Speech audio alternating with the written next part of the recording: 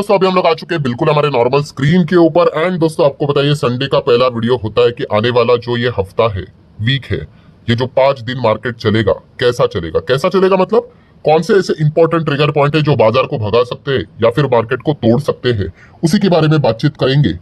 तो जो भी पॉइंट आपको इंपॉर्टेंट लगे नोट कर लेना। बट स्टार्ट करेंगे with the 2 formalities as usual. आपको पता है पहला तो क्या बाजार में कोई छुट्टी है तो इस हफ्ते की बात कर ले तो नहीं। हाँ ऑब्वियसली हम कह सकते हैं अगस्त मंथ में हम एंटर कर चुके हैं। अगस्त में 2 छुट्टियां हम लोग को देखने को मिल रही है, बट ये दोनों छुट्टियां इस हफ्ते तो नहीं आ रही है। तो पूरे 5 में से 5 दिन बाजार बिना किसी रुकावट के इस हफ्ते चलने वाला है।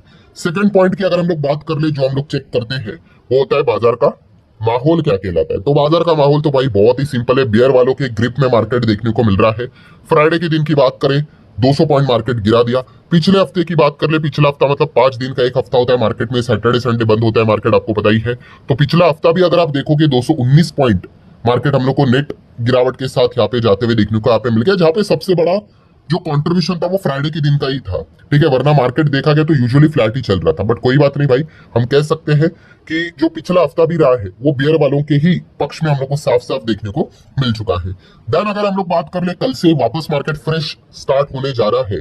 ठीक है, तो कैसा रहेगा मार्केट, क्या क्या इंपॉर्टेंट पॉइंट, जैसे कि आप देख सकते हो सबसे पहले तो डाउ जोन्स हम लोग को 1.25% गिरते हुए देखने को मिला था। 550 पॉइंट्स हम लोग को डाउन देखने को यहाँ पे मिल रहा था। तो ये एक पॉइंट आप लोग जरूर नोट कर सकते हैं। ऊपर से अगर बात कर ले, जो हमारे एडीआर होते हैं, इन्फोसिस का एडीआर, विप्रो का एडीआर, तो वो भी लाल निशान में देखने को मिल गया, आप यहाँ पे चेक कर सकते हो। देन आईसीआईसीआई बैंक के एडीआर की बात कर ले, डॉक्टर रेड्डीज के एडीआर की बात कर ले, जो कि एक थोड़ा सा नेगेटिव संकेत हम लोग को दिखाता है कि अच्छी बात नहीं है। हालांकि एचडीएफसी बैंक के एडीआर की बात कर रहे, चलो थोड़ा तो यहाँ पे हरा निशान तो उन्होंने दिखा दिया है। देन अगर हम लोग यहाँ पे बात कर ले gift Nifty, yes gift Nifty तो चलो थोड़ा बहुत तो पॉजिटिव तो देखने को यहाँ पे मिल गया, 70+ पॉइंट देखने को मिल गया। ठीक है, तो ये पूरा स्ट्रक्चर था हमारा मार्केट बंद हो जाने के बाद, जो 3:30 बजे फ्राइडे के दिन बंद हो जाते हैं। ठीक है, उसके बाद ये पॉइंट्स हम लोग को देखने को मिले थे। अब कल वापस यहाँ पे खुलेगा तो इन सभी पॉइंट्स को लेकर ही यहाँ पे ओपन होगा, नो डाउट। उसके साथ साथ हम लोग को सुबह जापान के मार्केट को भी, निकाय को भी चेक करना होता है। देन दोस्तों बात करें इस हफ्ते के one of the most important crucial point जो इवेंट रहने वाला है, वो है आरबीआई की एमपीसी की बैठक, जिसको हम लोग बोलते हैं मॉनेटरी पॉलिसी की मीटिंग। सो इसका आउटकम हम लोग को देखने को यहाँ पे मिलने वाला है। अगर आप यहाँ पे चेक करोगे तो अप्रैल की मीटिंग खत्म हो गई, जून की भी खत्म हुई, और दोनों मीटिंग में रेट कट देखने को मिले थे।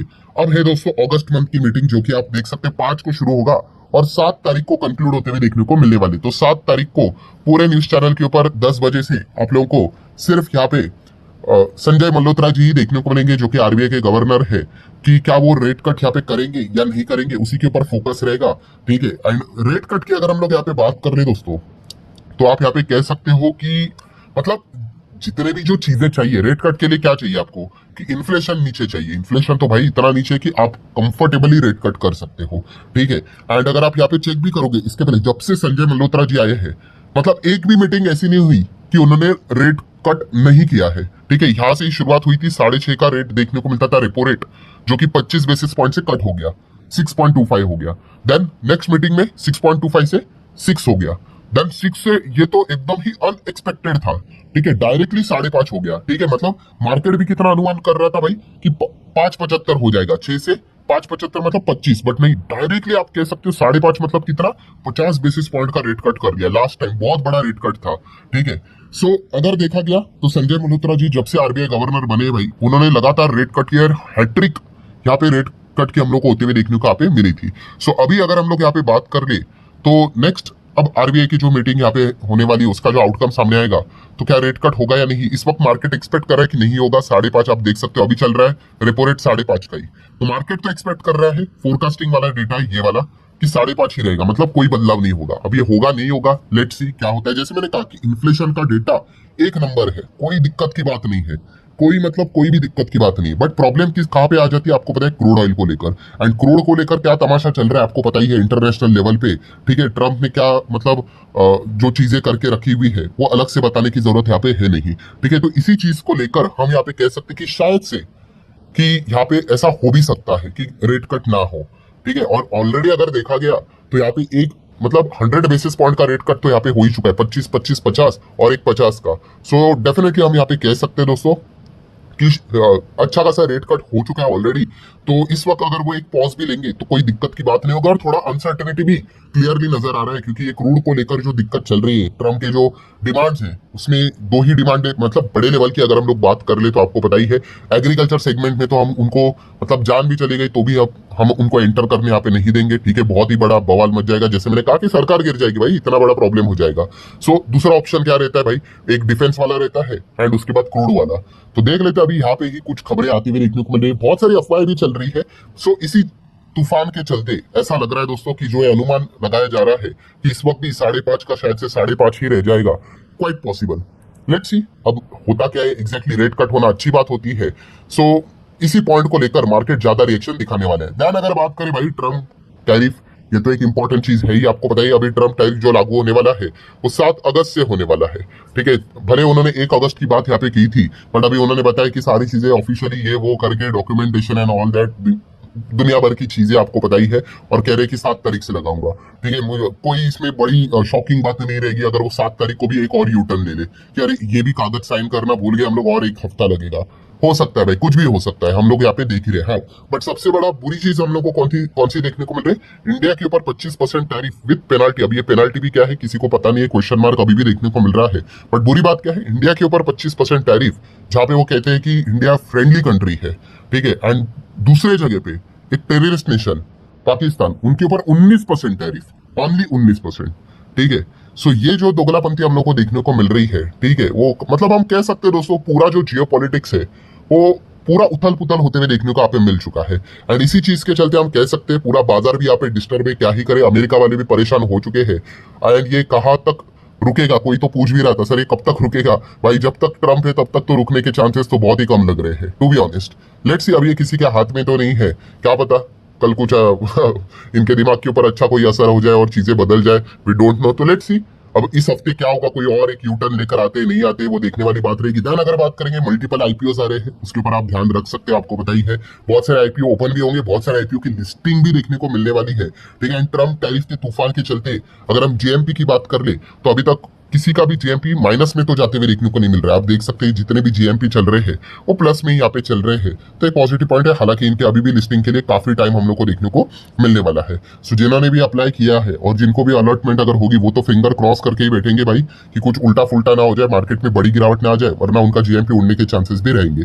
देन फर्स्ट क्वार्टर की अगर हम लोग यहाँ पे बात कर ले तो रिजल्ट तो सामने आ ही रहे, आप सभी लोगों को पता है। इस वक्त की क्वार्टर की बात कर रहे हैं, कुछ कुछ हम कह सकते हैं कि इतना भी खराब नहीं रहा है इस वक्त का क्वार्टर, ठीक है। इसके पहले के जो क्वार्टरली नंबर्स हम लोगों ने देखे थे काफी वाहियात नंबर देखने को मिले थे, मतलब जो भी कंपनी के नंबर आते थे बहुत ही हालत खराब थी as compared to the earlier quarter. इस वक्त के क्वार्टर थोड़े से मिक्स से हम लोग को ठीक ठाक देखने को यहाँ पे मिल रहे हैं। नेक्स्ट अगर हम लोग बात करें तो वन ऑफ द इंपॉर्टेंट मुद्दा आप सभी लोगों को पता है भाई, पार्लियामेंट संसद यहाँ पे जारी है, ठीक है। जब भी संसद चलता है आप सभी लोग यहाँ पे, मतलब ये कोई नई बात नहीं, अगर आपका ऑब्जर्वेशन अच्छा होगा तो आपको ये चीजें इजीली पता यहाँ पे होती है। एंड अगर नहीं पता है तो मैं इसके पहले भी आपको बता चुका हूँ, जो लोग भूल जाते हैं भाई, इसलिए कहता हूँ कि नोट कर लेना। क्या नोट कर लेना, जब भी संसद रहेगा ना ग्लोबल लेवल से कुछ ना कुछ इंडिया को डायरेक्टली इनडायरेक्टली टारगेट किया जाएगा। इसमें कोई रॉकेट साइंस नहीं है, ये कॉमन सेंस वाली बात है, ठीक है। अभी भी चल रहा है कि नहीं, ठीक है, तो ये चीजें होती रहेगी, ठीक है। इसके बाद भी संसद का अधिवेशन रहेगा, ठीक है, कुछ महीनों के और गैप के बाद, आप सभी लोगों को पता ही है, तभी भी आपको ये चीजें देखने को मिलेगी। तो ये बार बार होता रहता है,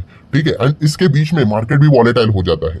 तो अभी भी यहाँ पे संसद जारी, आई गेस कब अभी खत्म होगा, आई गेस 21 अगस्त को शायद से खत्म होगा। एक बार चेक कर रहे हो, मैंने थोड़ा सा ऊपर ऊपर से बोल दिया है, ठीक है। उसके पहले कुछ ना कुछ आपको घमासान चीजें देखने को यहाँ पे मिलने वाली है। ऊपर से आप सभी लोगों को पता है वो एग्जामिनेशन, एसएससी के एग्जामिनेशन को लेकर भी बहुत कुछ बवाल चलते हुए देखने को मिल रहा है, ठीक है। तो इस चीज के असर काफी कुछ हम लोग को डायरेक्टली इनडायरेक्टली मार्केट के ऊपर भी देखने को यहाँ पे मिल जाते हैं।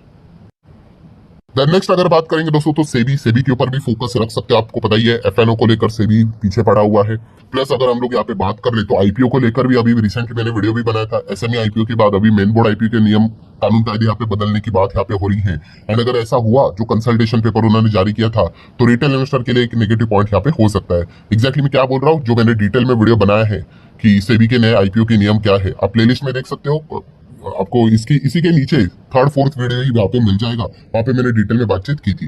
एफआईएस की अगर बात करेंगे दोस्तों तो अगस्त मंथ की शुरुआत भी एफआईएस ने भाई बिकवाली से की। आप देख सकते हैं 1 अगस्त के दिन भी उन्होंने क्या किया, ऑलमोस्ट 2800 करोड़ का माल बेच दिया। डीएस तो अपना यह माल यहाँ पे खरीद रहे हैं। बट पिछला जो मंथ रहा है यहाँ पे ठीक है, मतलब जुलाई मंथ की बात कर ले, दबाकर माल बेचा है भाई एफआईएस ने, बहुत ही जबरदस्त तरीके से। जैसे आपको बताया था कि 4 महीने पहले जो इन्होंने बाइंग यहाँ पे की थी, बहुत सारे लोग खुश यहाँ पे हो रहे थे कि एफआईएस ये है वो है, इधर ही आएंगे, इधर ही निवेश करेंगे। ठीक है, एक ही महीने में उन्होंने इतना बेच दिया है भाई, जितना उन्होंने खरीदा था उससे डबल ज्यादा उन्होंने बेच दिया है, जो कि आप यहाँ पे देख सकते हो। और आपको पता है कमजोर रुपया हम लोग को जो देखने को यहाँ पे मिल रहा है, इसी चीज के चलते एफआईएस को नुकसान हो रहा है और वो लगातार एग्जिट करते हुए देखने को मिल रहे हैं। 87 के पार हम लोग को हमारा रुपी जाते हुए देखने को यहाँ पे मिल चुका है, जो कि अच्छी बात नहीं है। गोल्ड की बात कर ले तो गोल्ड की चमक अभी भी जबरदस्त है, लाख के ऊपर गोल्ड देखने को मिल रहा है। जब तक डोनाल्ड ट्रंप है भाई, ऐसा लग रहा है गोल्ड की चमक बरकरार रहेगी। जितनी ज्यादा अनसर्टिनिटी उतनी ज्यादा गोल्ड की वैल्यू चमकती रहती है। बिटकॉइन भी इसी चीज के चलते अच्छा खासा परफॉर्मेंस दे रहा है। $114 के आसपास हम लोग को, ऑब्वियसली $1,14,000 की मैं बात कर रहा हूँ, उसी के आसपास देखने को मिल रहा है। पार्लियामेंट वाली खबर तो ऑलरेडी मैं कवर कर चुका हूँ। रही बात ऑप्शन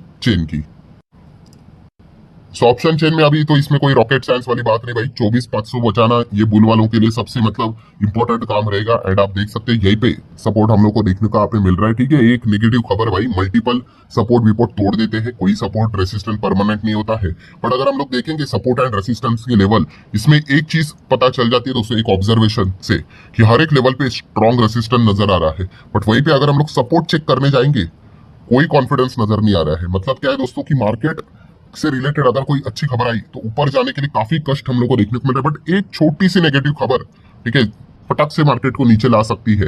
ये पॉइंट हम लोग को फिलहाल का जो माहौल देखने को मिल रहा है, एंड ये जो ऑप्शन चेन से रिलेटेड जो लोगों की पोजीशंस देखने को मिल रही है, उससे एक अंदाजा यहाँ पे आ ही जाता है। तो लेट्स सी इस हफ्ते में कौन यहाँ पे बाजी मारता है। पिछले जितने भी हफ्ते रहे भाई, बियर वालों के ही पकड़ में देखने को मिल चुके हैं। ठीक है, लास्ट हफ्ता भी बियर वालों ने ही बाजी मार ली, एंड उनका जो सबसे बड़ा अचीवमेंट था भाई, 25,000 का लेवल तोड़कर यहाँ पे मार्केट को नीचे लेके आ गए। अभी उनका नेक्स्ट टारगेट यही है कि 24,500 को तोड़कर मार्केट को 24 के ओर ले जाए। ठीक है, एंड इस हफ्ते की बात करना, ऐसे बहुत सारे इवेंट्स हम लोग को देखने को मिलने वाले हैं। सो आशा करता है दोस्तों वीडियो हेल्पफुल लगा होगा। चाहो तो लाइक एंड शेयर कर सकते हो। मिलते हैं नेक्स्ट वीडियो में, तब तक के लिए बाय बाय।